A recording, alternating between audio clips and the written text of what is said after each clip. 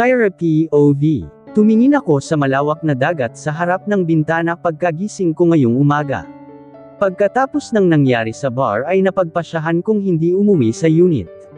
Alam ko na susundan ako ni Nathan, at hindi nga ako nagkamali dahil tumawag si Hazel kagabi, at narinig ko lahat ng mga pinag-usapan nila ni Nathan. Gustong-gusto ko siyang puntahan sa penthouse, lalo nang marinig ko ang mga paliwanag niya, pero pinigil ko ang sarili ko. Makakasagabal lang siya sa pagtupad ko ng misyon ko.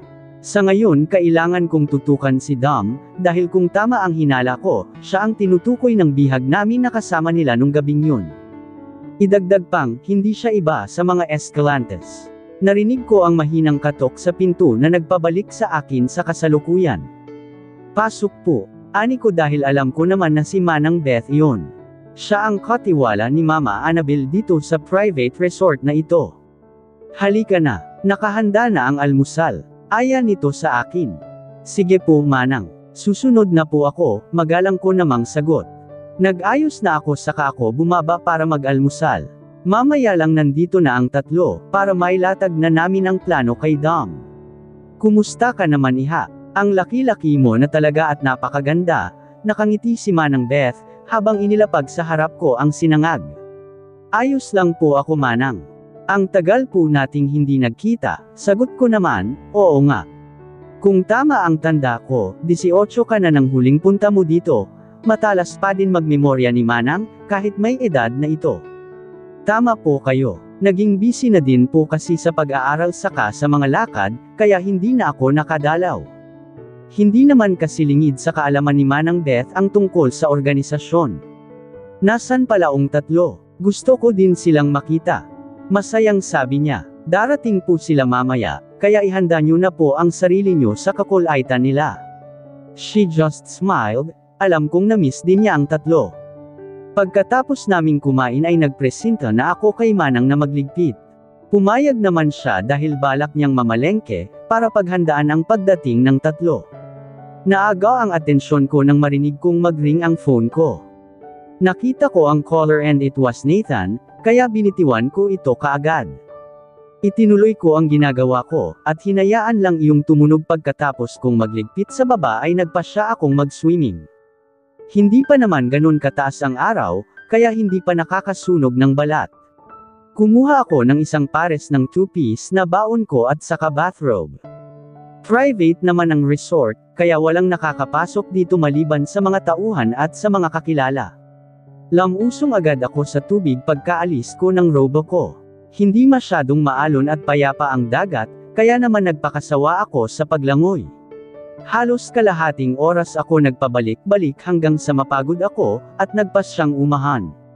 Sakto namang pag-ahon ko ay natano ko na ang pagdating ng sasakyan ng tatlo. Pagkababa nila ay ang matinis na boses ni Tanya ang narinig ko. Ang daya, nag-swimming agad.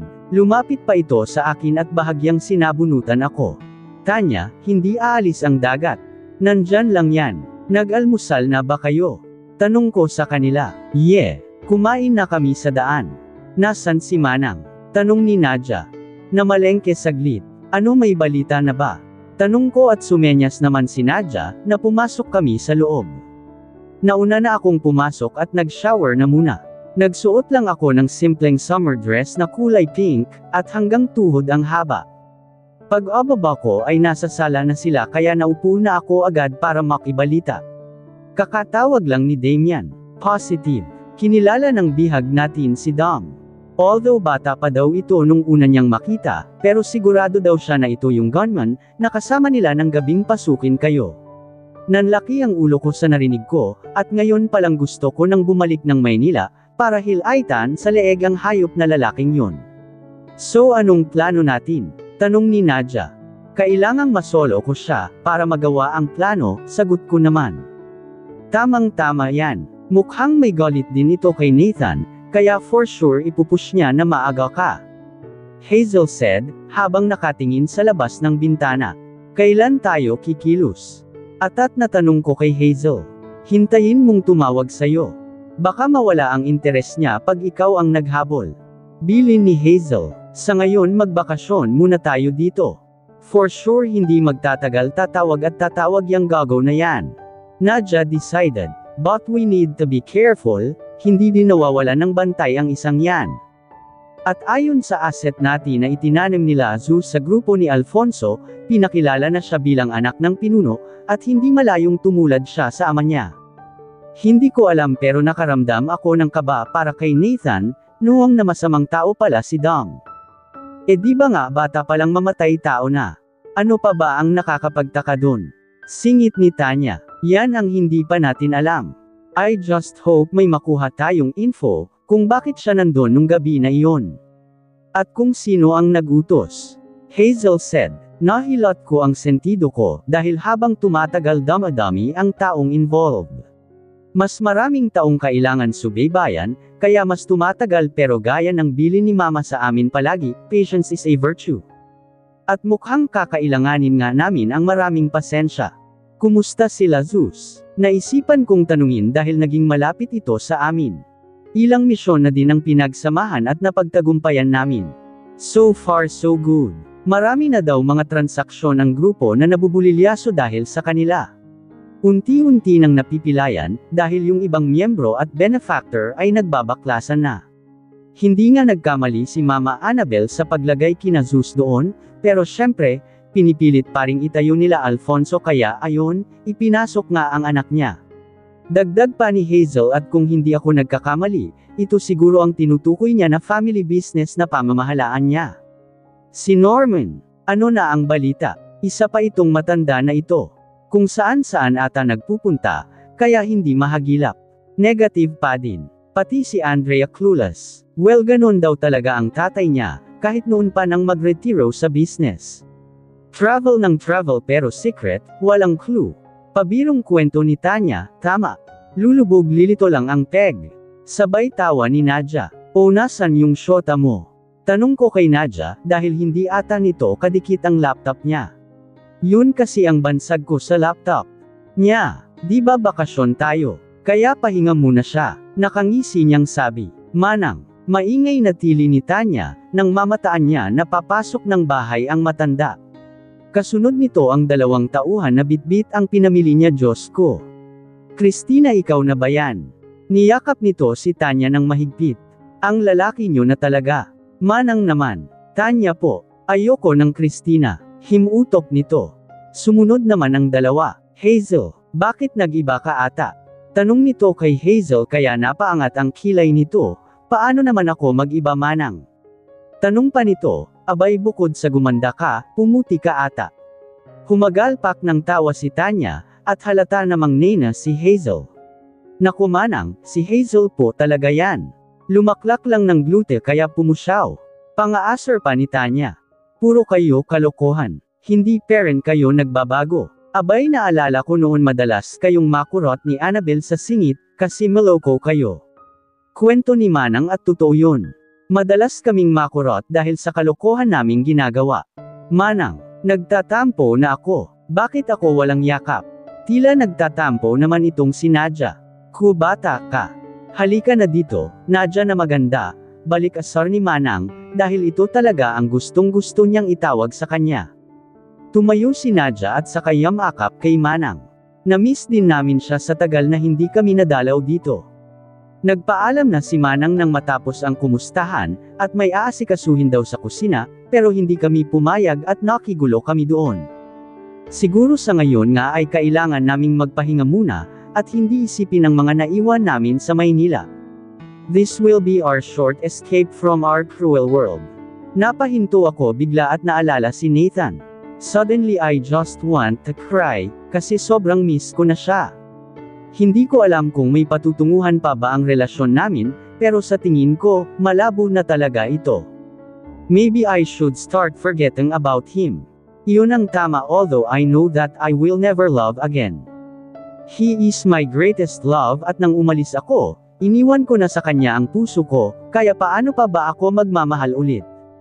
My phone rang kaya agad ko iyong nilapitan, and it was an unknown caller. May idea na ako kung sino kaya sinagot ko agad. Hindi ko inisip na si Nathan ito dahil hindi niya alam ang numerong ito, since I'm using 2 SIM cards. Hello. Hi Shira. It's me Nick. Napangisi ako dahil mukhang umaayon ang lahat sa akin, at sa plano ng Amor Quattro. Nagdesisyon kaming umalis ng resort kinabukasan din, dahil sa pagtawag ni Nick. Pagkakataon na ito at kailangan naming i-grab ang opportunity at baka makawala pa. Napagkasunduan namin ni Nick na magkita sa isang sikat na restaurant, kaya pinaghandaan ko ito ng mabuti. Naka-standby na din ang mga kaibigan ko, pati ang ilang tauhan na pinili ni Hazel, para sa pagdukot sa magaganap. Namataan ko agad ito sa gawing dulo ng restaurant, nang tumayo siya at kumaway. Nginitian ko naman ito at saka ako naglakad papasok, habang dahan-daang gumagala ang mga mata ko. May 4 siyang bodyguards, left side and right side, tinig iyon ni Nadja sa earpiece ko. Sa mga oras na ito tiyak paralisado na ni Nadja lahat ng security cam sa paligid, bago pa man kami dumating. Spotted. Pasimpleng sabi ko bago tuluyang makalapit si Nick. Good evening Shira, bati nito at saka inabot ang mga kamay ko, at dalhin sa kanyang lobby. Kung ako lang ang masusunod, gusto ko ngayon palang itumba na ito, pero hindi yun ang plano kaya kailangan kong sumunod. How are you, Nick? Pagbalik ko naman ng bati sa kanya. Excited, sabi nito at saka ako ay nalalayan sa pag-upo. Sinenyasan niya ang waiter na agad namang lumapit sa amin. Your menu, sir, ma'am. Nakangiting sabi ng waiter sabay abot menu sa amin. Help yourself, Nick said and I just nodded and scanned the menu. I'll have the Alsatian cheese tart for appetizer please, bilang ko sa waiter kaya sinulat naman niya ito. And 1 chicken confit please. You good? Wala na bang iba? Nick asked so I just shrugged my shoulders. Okay na sa akin yan. Kailangang mag-diet, nakangiting sagot ko. Nah, your curves are in the right spot, honey. Di mo na kailangang mag-diet. Panipig. Napangiti na lang ako sa pambabala niya, kahit pa nasusuka na ako sa pagmumukha niya. He turned to the waiter and dictated his order. Give me smoked salmon canapes for starters, and lamb shank for the main course. Samahan mo na din ng wine, and maybe fruit torts for dessert. Would that be all, sir? The waiter asked courteously and we both nodded. After a while ay nagdala na ng wine ang waiter, at sinalina ng mga baso namin. By the way, sorry kung nadamay ka sa away namin ni Nathan. I mean, hello? Who would have thought na magpinsan pala kayo? Hindyang paumanhin ko kunwari sa kanya. Yeah, such a small world. I mean kahit noon pa man, may mga bagay na hindi kami magkasundo ni Nathan. Somehow I know he hates me. Napaangat tuloy ang kilay ko sa mga sinasabi niya. Tungkol kay Jade, dirtsang tanong ko kaya natawa ito. I'm not surprised na alam mo ang tungkol dun, at hindi din ako magugulat kung ako ang kontrabida sa kwento niya. Pagbibida niya, well I really don't care about it, Nick. I'm not the type of person that pokes its nose into someone else's business. Thank you. Agad kong sabi ng ailapag ng waiter ang ilan sa order namin. Past is past, right? I like you. Amazed na sabi ni Nick, that is a very good attitude. Sa tingin ko magkakasundo tayo. Pinigilan ko na lang ang sarili ko na mapangiwi sa kanya. He is obviously full of himself. Masyadong maangin. Habang kumakain ay panay naman ang kwento ni Nick tungkol sa business kuno nila. I wanted to laugh, dahil obviously puro kasinungalingan naman ang lumalabas sa bibig nito. Wow, that's nice. Kawaring puri ko dito. Hindi ba magagalit si Nathan? I mean I'm sure malalaman niya na nagkita tayo ngayon, tanong niya pa with a very worried tone. Wala na kami, so technically, pwede akong lumabas anytime, matapang ko namang sagot. Baka naman sa'yo may magalit. Then I giggled softly. Wala na din kami ni Jade. It didn't work out, so we have to call it quits, kwento niya. Kaya pala si Nathan naman ang nilalapitan niya. Napailing pa ako, and he just laughed. Well, kung tatanggapin uli siya ni Nathan I really don't care. Pagmamayabang nito, marami pa kaming ibang napag-usapan, and then after that we decided to leave. Nakapwesto na ang mga tauhan namin na handang makipagpatayan anytime, makuha ko lang si Nick. Nasa labas na kami ng pinto ng restaurant, nang biglang magkagulo dahil sa putukan. Hindi ako nagpakita ng gulat, dahil expected ko naman na iyon, pero hindi ako nakapagsalita nang biglang bumuwal sa harap ko si Nick. May tama siya sa noo at dilat ang mata, and from the looks of it, paniguradong sniper ang tumira dito. Siniguradong patay dahil sa ulo ang tama. Wala ito sa plano kaya nasisiguro ko, na hindi ang grupo namin ang may kagagawan. Tumakbo ako papalayo sabay tawag kay Nadia. Anong nangyayari? Just go straight ahead, nandyan ang sasakyan ni Hazel. Utos nito kaya sumunod na lang ako. Namataan ko agad ang kotse, kaya agad akong pumasok sa loob saka iyon pinaharurot ni Hazel. What's happening? I asked Hazel pero mukhang pati siya ay nagulat din sa pangyayari. Hindi ko alam. Shit! Galit na sigaw niya, sabay hampas ng manibela. Are you okay? Tanong niya bigla sa akin, okay lang ako. Mukhang siya lang talaga ang papatayin. Iling ko kay Hazel. We reached our unit, at nagulat ako na nandoon na si Nadia, Tanya, Damian at Zeus. Nadia, agad kong tanong dito nang makaupo na ako sa sofa. Hindi ang grupo natin ang may gawa, Shira, simula nito saka tumingin kay Zeus. Napahinga naman ng malalim si Zeus at saka naupo sa harap ko. Sa palagay ko hindi nagustuhan ng ibang miyembro ng grupo ang pagpasok ni Nick, kaya itinumba siya agad. He declared, sigurado kayo, baka naman may kaaway lang siya. Paniniguro ko, nakita ko yung mga bumaril, and I'm sure that they belong to that group. Zeus said on a sure tone. I also checked ang mga taong nakalaban namin, at lahat sila may marka ng grupo na sinusundan namin. Napahawak ako sa dibdib ko. Kahit papano dapat masaya ako at napatay na si Nick, kahit hindi naman siya sa mga kamay ko nalagutan ng hininga. Kailangan na nating makita si Norman. Sabi ko, siya na lang ang kulang para matapos na ito. I'm sure pag nalaman niya na patay si Nick, uuwi yan. After all, pamangkin niya pa rin ito, and when that time comes, doon tayo kikilos. Hazel said. Ilang saglit pa ay laman na ng flash news ang sinapit ni Nick. Tumanggi pang magbigay ng pahayag ang kampo ng mga Escalantes, at iginalang naman iyon ng media. Wala din daw trace kung ano ang totoong nangyari, dahil sabay-sabay na nasira lahat ng CCTV sa paligid. Kahit paano nakahinga ako ng maluwag, dahil hindi ako masasangkot sa issue, since ako ang huling nakasama ni Nick at sa harap ko pa siya namatay. Ikumusta mo na lang ako sa mga kalahi mong demonyo, bulong ng utak ko. Nagpaalam na din sila Damian at Zeus, kaya kami na lang ang naiwan sa sala. Pupunta ba tayo sa burol? Seryosong tanong ni Nadia habang kaharap uli ang laptop niya. Siguro, kung ibuburol, sagot ni Hazel. Kumusta na kaya si Nathan? Wala sa loob na tanong ko, kaya lahat sila napatingin sa akin. Bakit di mo puntahan? Tanya suggested kaya inirapan ko lang ito. Umiiwas na nga ako, gusto mo pang puntahan ko. Hindi makapaniwalang banat ko kay Tanya. Nami-miss mo na ano? Aminin. Tujo niya sa akin and I honestly nodded. Narinig mo naman siguro ang mga sinabi niya noong nagpunta siya dito, diba? Wala naman talaga siyang balak balikan si Jade.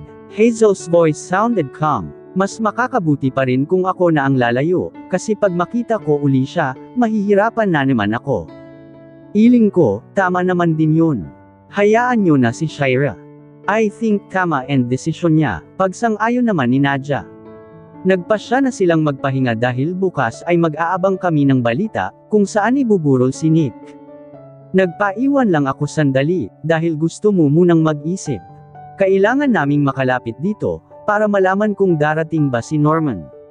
At kapag dumating siya gagawin namin ang lahat para makuha ito. Hindi ako papayag na sa madaling kamatayan lang magtatapos ang lahat. Hindi pwede. Tunog ng phone ko ang nagpagising sa utak ko, kaya agad ko itong dinampot sa mesa. It is Nathan. My heart beated so fast and I felt this something in me that is hurting. Gustong-gusto kong makita si Nathan. May akap at mahalikan pero alam ko na hindi na dapat. Ilang saglit pa iyong tumunog, hanggang sa kusa na itong mamatay. I embraced myself out of pain and agony that is killing me. I never thought that I will fall this hard. Akala ko magiging madali lang ang lahat but it turned to be like this. I am yearning and I am aching. I miss everything about him. His kisses, his touch, his laughter, everything. I miss him so much. Nathan POV. I approached my cousin's coffin as soon as I arrived, at the funeral parlor kung saan si Dom ibinurol. Nabigla kami sa balita kahapon ng gabi, na na-involve sa isang shooting incident ang pinsan ko. Walang makapagsabi kung ano ang totoong nangyari, dahil katulad ng case ng kidnapping ni Andrea noon, ay wala ding nakuhang kahit anong copy ng mga CCTV noong mangyari ang insidente. Alam ko that after the Jade incident, ay hindi na kami bumalik sa dati. We used to be close, kahit pa nararamdaman ko na inaagaw niya ang atensyon ni Daddy. Hinayaan ko lang dahil pinilit kong unawin ang sitwasyon niya. That maybe he longs for attention, dahil hindi yun binigay ng daddy niya sa kanya. Halos sa amin siya lumaki, dahil iniwan siya ni Tito Fonz sa pangangalaga ni daddy. Hanggang ngayon hindi ko naman din maintindihan, kung bakit parang mabigat ang dugo ni uncle sa kanya. Kay Floyd kasi ay hindi ito ganon, and it's obvious na iba ang pagtingin niya kay Floyd kaysa kay Dom.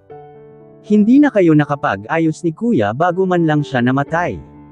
Nilingan ko si Floyd na nasa tabi ko na pala, nang hindi ko namamalayan dahil malalim ang iniisip ko. Maybe some things are not meant to be, Floyd. Hanggang sa huli ni hindi ko nakitaan ang pagsisisi si Dom. But God knows, pinatawad ko na siya, even before he asks, which he never did. Thank you, bro, ani Floyd saka tinapik ang balikat ko. How's the investigation? May mga suspect na ba? I asked habang naglalakad kami papunta sa isang mesa sa sulok. Nakausap na namin ni Daddy ang mga investigator kanina, at ang sabi nila nakilala nila ang ibang mga bangkay na nandun. Members daw ng isang underground group, napataas ang kilay ko sa narinig ko. Again? What again? Nagtataka naman si Floyd, kaya isinalaysay ko sa kanya ang case ni Andrea dati. Bakit naman may involve ang pamilya natin sa mga underground groups? He was also alarmed and shocked at the same time. Hindi ko din alam, bro. Basta iba ang pakiramdam ko sa mga nangyayari. Ang sabi ng mga investigators, baka nadamay lang si kuya sa shootout. Floyd stated, pero hindi pa rin ako kumbinsido. I don't know, bro. Kailangan pa ring paimbestigahan ito. This is so unusual. Ano, sabay-sabay na nasira ang mga security cameras at that time. I was trying to convince him kasi may mali talaga. I'll talk to Dad. Pinatigil niya kasi ang investigation, so not to gain too much attention from the press. The police declared it already as case closed. Lalo akong naalarma sa desisyon ni Uncle. Kahit naman hindi sila magkasundo ni Dom, ay anak niya pa rin ito, at kahit naman sinong magulang na naisang mabigyan ng linaw ang lahat. I just kept that to myself, because from the looks of it, parang kumbinsido na si Floyd. Maybe I'll call Jerick, para siya ang magpatuloy ng investigation, without them knowing it. Nathan, you're here, nagulat ako nang yamakap mula sa likuran ko si Jade. Gusto ko siyang sigawan, dahil sa ginawa niya pero hindi ko naman magawa dahil maraming tao. Get your hands off me, Jade, bulong ko sa kanya pero hindi siya nagpatinag. Instead she kissed my cheek. Jade, medyo malakas na iyon, and when I looked up, I saw Shira staring at us. Napatayo agad ako trying to compose myself. I mentally cursed. Paano ko pa maayos ang lahat sa amin, kung ganitong eksena ang aabutan niya? Suddenly I want to strangle Jade for what she did. Nakita ko si Andrea na sinalubong ang 4 na dalaga na kaka-rating lang, at sinamahan sila para silipin si Dom. After a short period of time, ay naupo na rin sila sa isang bakanteng mesa. Nilapitan ko agad sila, pero para lang akong hangin na hindi nila pinapansin. Well, I understand them perfectly, due to what they saw, kaya I feel that I need to explain myself. Shira, please let's talk. Pakiusap ko kay Shira, but she didn't even look at me. Kuya please. Ani naman ni Andrea, in a pleading voice. Just want to talk, Andrea, once and for all. Ulit ko, kaya napatingin naman si Shira sa akin. They exchanged glances until Shira stood up, and walked to the door. Agad ko siyang sinundan palabas, at natagpuan ko siya sa garden extension ng funeral parlor. Agad ko siyang niyakap, and it almost killed me inside na hindi man lang niya ito tinugunan. I'm sorry. Paulit-ulit kong binulong sa kanya, habang hinahalikan ko ang buhok niya. I missed her long and beautiful hair, pero bumagay naman sa kanya ang gupit niya ngayon. I missed you so much, baby. Bumalik ka na please. I was pleading for my life, dahil alam ko na hindi na ako mabubuong muli kung wala siya. Nandyan na si Jade. Ano pa ba ang kailangan mo sa akin? She asked, and Lord, I realized how I miss hearing her voice. Hindi siya ang kailangan ko. Ikaw ang kailangan ko, baby. I've been pushing her away, pero siya ang sunod ng sunod. That's the truth, dahil palagi niya akong sinusundan, pero palagi ko naman itong tinataboy. Gusto niyang bumalik pero hinding-hindi kita ipagpapalit sa kanya. Mariin kong sabi. Hinalas ni Shira ang yakap ko, at lalo akong nakaramdam ng takot. Pakiramdam ko na pilayan ako nang hindi ko na siya yakap. She looked at me, and I instantly closed my eyes, habang naghihintay ng sasabihin niya. Matagal akong nakapikit, not until I felt her lean on my chest and envelop me with her arms. I swear I heard angels singing at that very moment. Niyakap ko siya pabalik, not wanting to let her go again. Thank you, baby. I love you so much. I love you so much. Paulit-ulit kong bulong sa kanya.